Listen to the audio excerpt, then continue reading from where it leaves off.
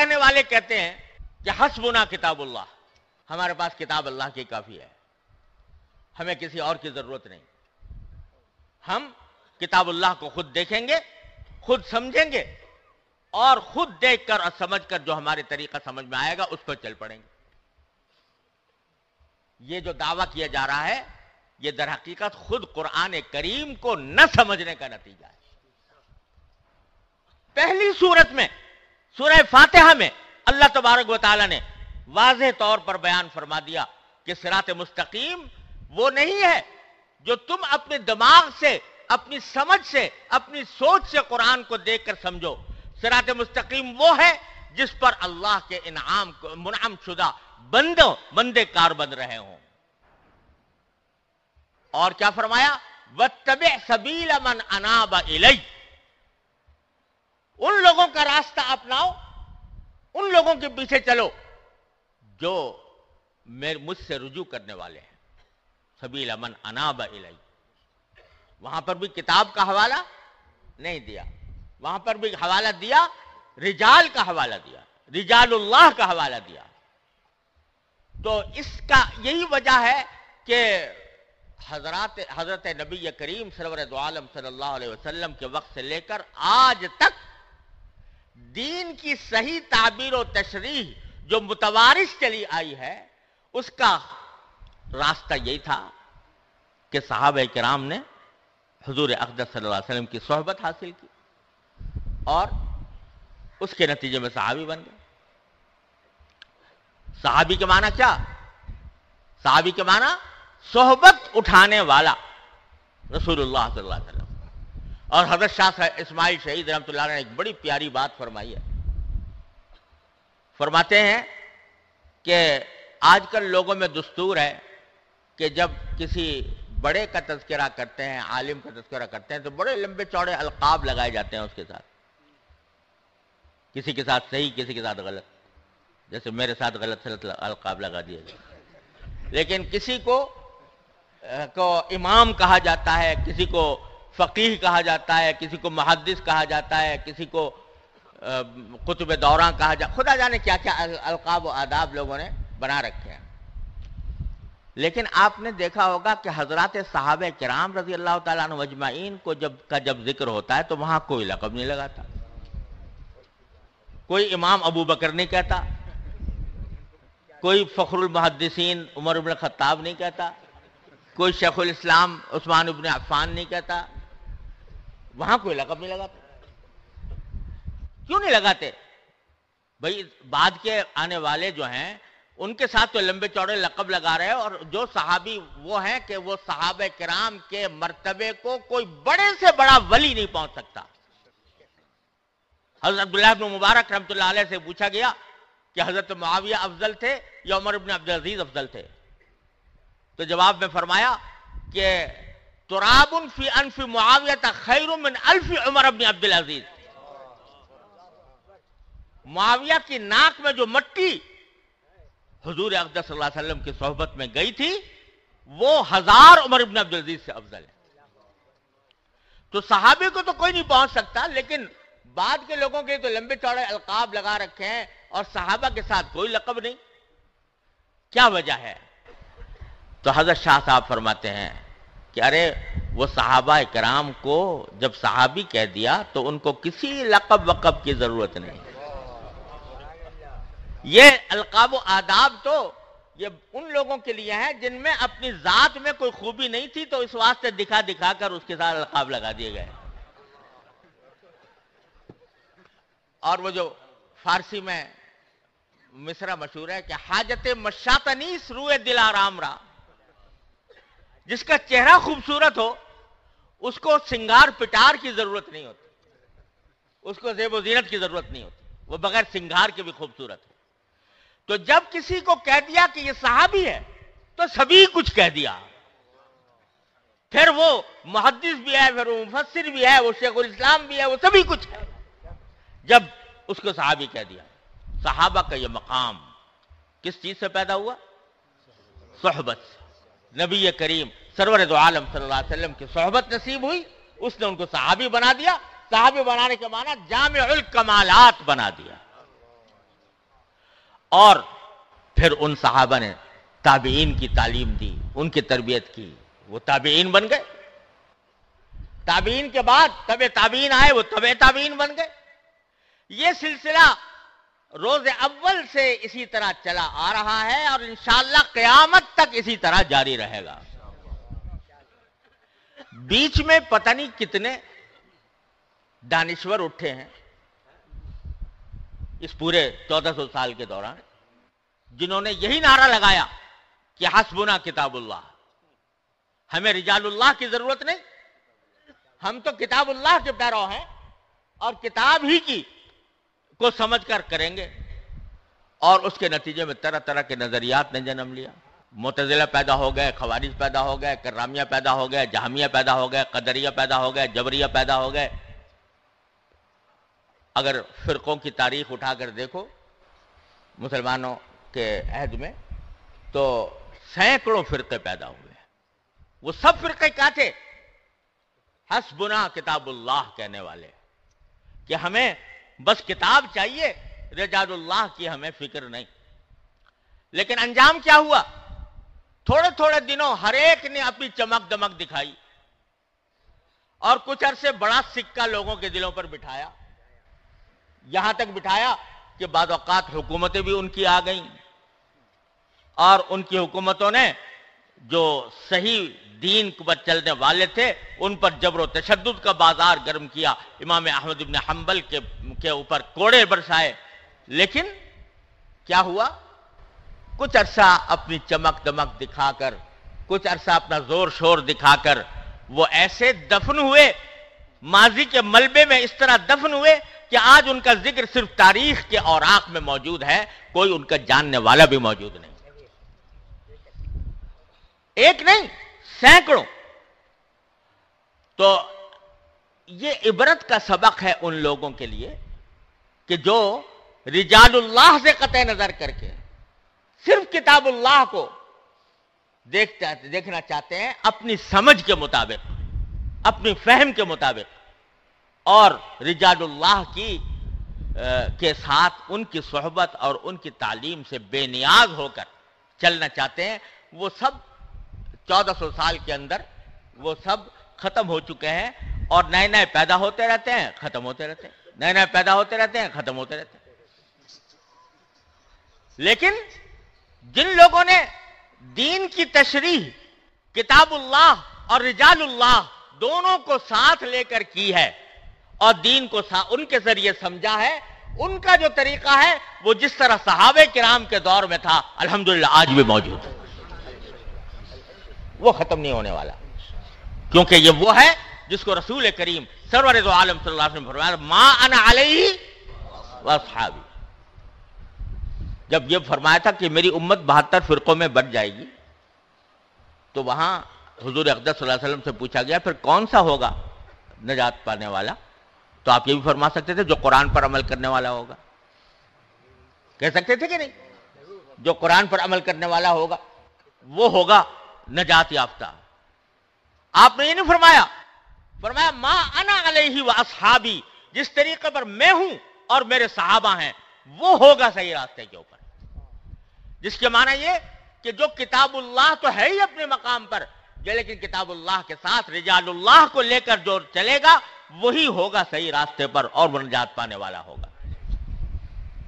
تو اللہ تبارک و تعالی نے ہماری ہدایت کے 2 سلسلے عطا فرمائے ہیں اور اس میں افراط و تفریط جو ہے وہ انسان کو گمراہی میں لے جاتی ہے. کسی نے یہ نعرہ لگایا کہ کتاب اللہ کافی ہے، رجال اللہ کی ضرورت نہیں، اس کا انجام میں نے بتا دیا. کسی نے یہ نعرہ لگایا کہ ہمیں رجال اللہ چاہیے، کتاب کی ضرورت نہیں. یعنی ہم تو کچھ مقدس شخصیات سے وابستہ ہیں اور ہم جن کو مقدس سمجھتے ہیں ان کی تعظیم کریں گے، ان کی تکریم کریں گے اور ان کا ہی نام لیں گے، اور اس سے قطع نظر کہ کتاب اللہ کیا کہہ رہی ہے اور احادیث رسول اللہ صلی اللہ علیہ وسلم کیا فرما رہے ہیں، وہ دوسری گمراہی میں چلے گا. لہذا اعتدال کا راستہ جو خود سورہ فاتحہ نے بتایا وہ یہ ہے کہ کتاب اللہ اور رجال اللہ دونوں کو ساتھ لے کر چلو، دین کی فہم میں بھی اور دین پر عمل کرنے کے طریقے میں بھی۔ اسی لیے ہمارے ہاں شروع سے یہ سلسلہ متوارث چلا آتا ہے کہ انسان کی اپنی اصلاح کے لیے یہ ضروری ہے کہ وہ کسی اللہ والے سے اپنا رشتہ جوڑے، اصلاحی تعلق قائم کرے، اور وہ اس کے امراض ظاہرہ اور باطنہ کی تشخیص کر کے اس کا علاج بتاتا ہے، اس کی اصلاح کرتا ہے۔ یہ جو نبی کریم سرور دو عالم صلی اللہ علیہ وسلم کے فرائض منصبی میں فرمایا گیا وَيُزَكِّيهِمْ، آپ اس لیے آئے ہیں تاکہ ان کا تزکیہ کریں، یعنی ان کو پاک صاف بنائیں۔ صرف تعلیم کتاب و حکمت پر اکتفا نہیں، بلکہ تعلیم دے دی، یعنی یتلو علیہم آیاتی، قرآن کریم کی آیتیں تلاوت فرما دی، یعلمہم الکتاب، کتاب کی تعلیم دے دی، حکمت والحکمہ، حکمت کی تعلیم دے دی۔ فرمایا اس پر بھی بس نہیں، بلکہ وَيُزَكِّيهِمْ، اب ایک اور چیز کی ضرورت ہے ساری تعلیم حاصل کرنے کے بعد، وہ کیا ہے کہ ان کے اخلاق کا تزکیہ کیا جائے۔ یعنی علم تو بے شک حاصل ہو گیا، لیکن علم حاصل کرنا تنہا کافی نہیں جب تک کہ کسی اللہ والے کی صحبت میں رہ کر اس علم کو اپنی زندگی میں رچایا بسایا نہ جائے۔ اور اسی کو حضرت حکیم علماء نے تعبیر فرمایا کہ کسی اللہ والے کی جوتیوں میں جا پڑو۔ اور یہ جو کہا نا جوتیوں میں جا پڑو، یہ ایسے ہی فضول نہیں کہہ دیا، مطلب یہ ہے کہ جب کسی سے تعلق اس قسم کا قائم کرو تو اس کو اپنے آپ کو اس کے اس طرح حوالے کر دو کہ اپنی رائے، اپنا گمان یہ اس کے آگے کوئی حقیقت نہ رکھتا ہو۔ قال را بگزار صاحب حال شو، پیش مردے کاملے پامال شو۔ تو یہ ہوتا ہے جس کے ذریعے انسان بنتا ہے۔ کورس تو لفظ ہی سکھاتے ہیں، اکبر مرحوم نے کہا، کورس یعنی تعلیم کے کورس تو لفظ ہی سکھاتے ہیں، آدمی بناتے ہیں۔ نہ کتابوں سے، نہ کالج سے، نہ زر سے پیدا، دین ہوتا ہے بزرگوں کی نظر سے پیدا۔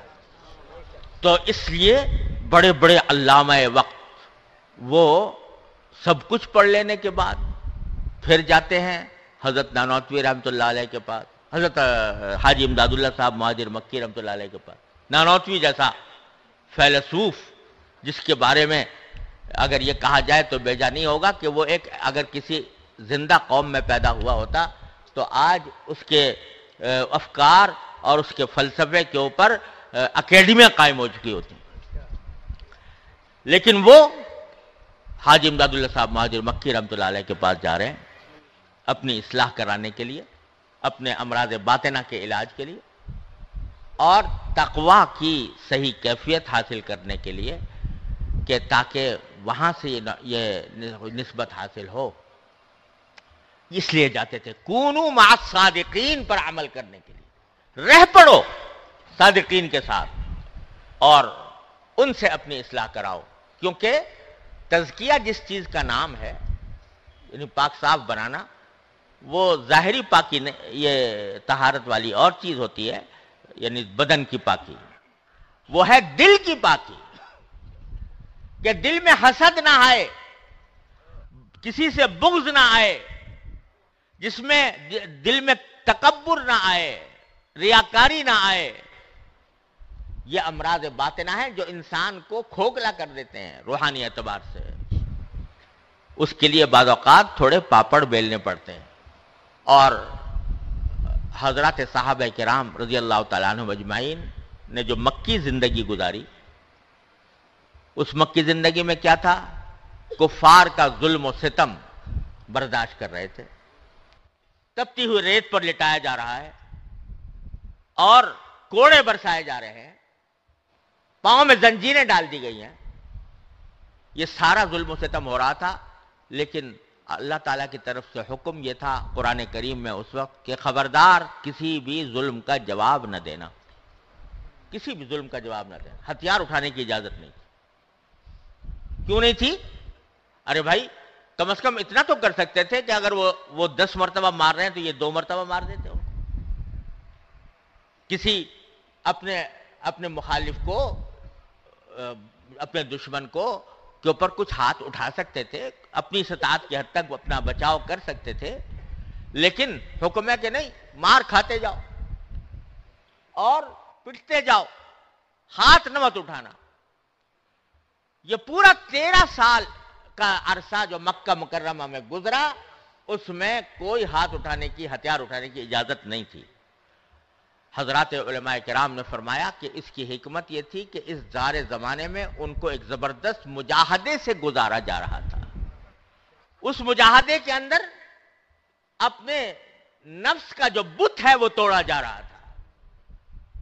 اس میں تکبر ختم ہو رہا تھا، اس میں عجب ختم ہو رہا تھا، اس میں فنائیت آ رہی تھی، اس میں عبدیت آ رہی تھی، اس میں تواضع آ رہی تھی. جب 13 سال مجاہدوں کی چکی میں پسنے کے بعد اخلاق کا تزکیہ ہو گیا، اب ان کو مدینہ منورہ کی ریاست حوالے کی گئی. تو در حقیقت ہر شخص کو اپنے ان باطنی امراض کا علاج کرنے کے لیے ضرورت ہوتی ہے ایک خاص طریقے سے گزرنے کی، جس کے لیے فرمایا گیا کہ کونوا مع الصادقین، ان کے ساتھ رہو، ان کی صحبت اٹھاؤ. تو میں جیسے عرض کر رہا تھا، یہ نسخہ میرے لیے، آپ کے لیے، ہر شخص کے لیے ہے، چاہے وہ عالم ہو، جاہل ہو، تعلیم یافتہ ہو، تعلیم یافتہ نہ ہو، کیسا بھی انسان ہو. راستہ اس کا یہ ہے کہ کسی اللہ والے سے، کسی متبع سنت بزرگ سے رابطہ قائم کرے، اور رابطہ قائم کر کے اس سے اپنی اصلاح کرانے کی کوشش کرے. اسی سے تقویٰ حاصل ہوگا. اب یہاں ایک سوال کا اور جواب دے دوں. بعض اوقات دلوں میں یہ سوال پیدا ہوتا ہے کہ بھئی کہاں سے لائیں وہ اللہ والا؟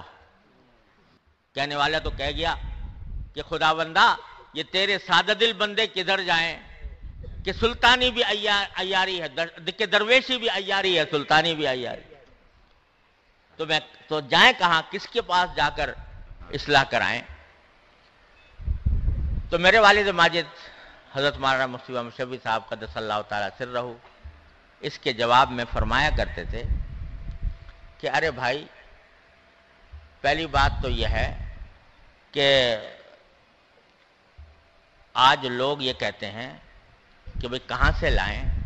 وہ اس لیے کہتے ہیں کہ خود عمل کے کس اسفل السافلین میں ہوں، لیکن اپنے لیے شیخ چاہتے ہیں جنید بغدادی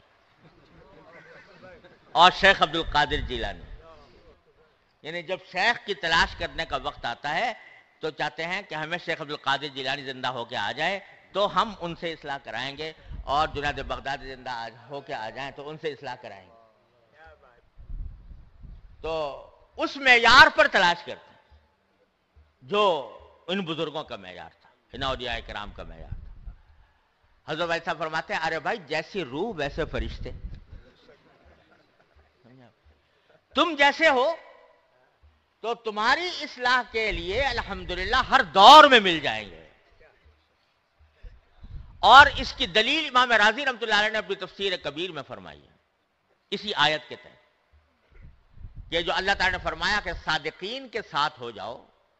حضرت امام رازی رحمۃ اللہ علیہ اس کی تفسیر میں فرماتے ہیں کہ اس سے معلوم ہوتا ہے کہ صادقین قیامت تک باقی رہیں گے.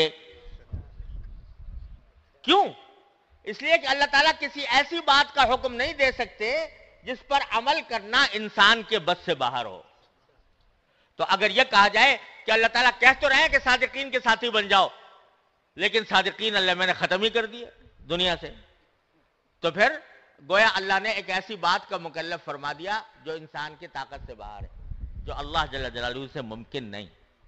لہذا صادقین، امام راضی فرماتے ہیں یہ آیت پیشین گوئی ہے اس بات کی کہ صادقین قیامت تک باقی رہیں گے.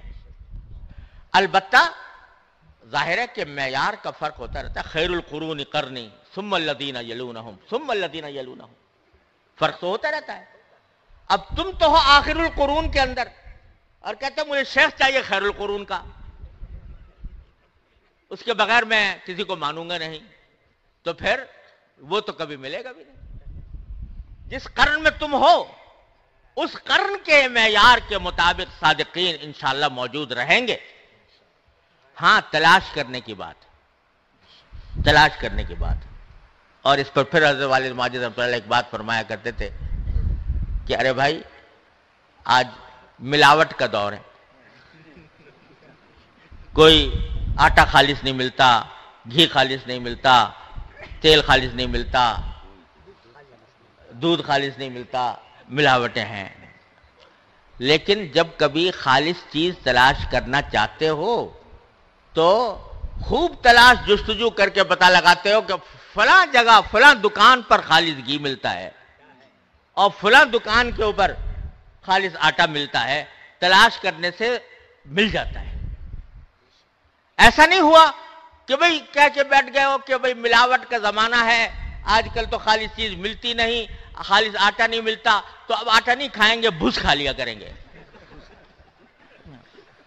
کوئی آدمی ایسا نہیں کرتا، بلکہ تلاش کرتا ہے، جستجو کرتا ہے، اللہ تبارک و تعالیٰ عطا فرما دیتے ہیں.